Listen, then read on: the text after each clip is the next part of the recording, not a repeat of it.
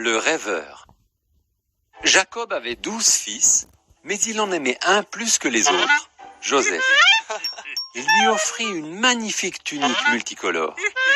Les frères de Joseph étaient jaloux et ils se mirent à le détester.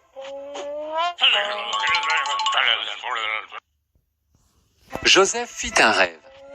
Dans mon rêve, dit-il, on attachait des gerbes de blé et vos gerbes se sont prosternées devant la mienne. Les frères de Joseph le détestèrent encore plus.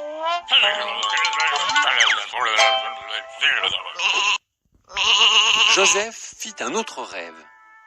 Le soleil, la lune et 11 étoiles se sont prosternées devant moi. Son père et ses frères se fâchèrent. « Tu es en train de dire que tu vas nous diriger ?»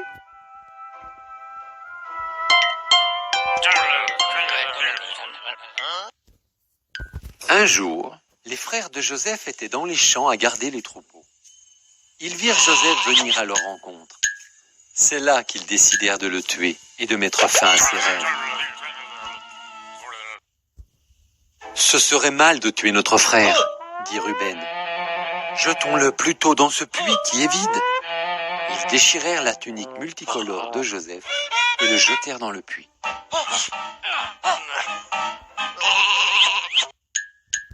Des marchands ismaélites, en route pour l'Égypte, passaient par là. « Vendons-leur Joseph pour qu'il soit leur esclave, » suggéra Judas. Et ils vendirent Joseph pour 20 pièces d'argent.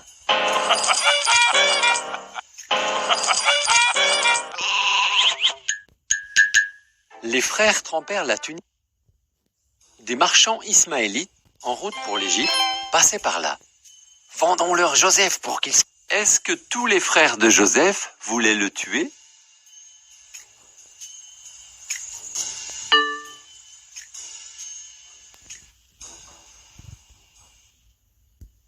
Les frères trempèrent la tunique de Joseph dans le sang d'un bouc et la montrèrent à Jacob. « Mon fils est mort !» pleura-t-il. Pendant ce temps, Joseph était conduit en Égypte. Mais Dieu était avec lui. En Égypte, les Ismaélites vendirent Joseph à Potiphar, un des capitaines de Pharaon. Dieu bénit Joseph et lui donna du succès.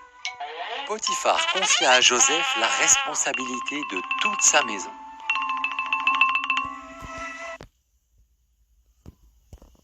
Dieu était avec Joseph, même quand il était esclave en Égypte. Vrai ou faux ?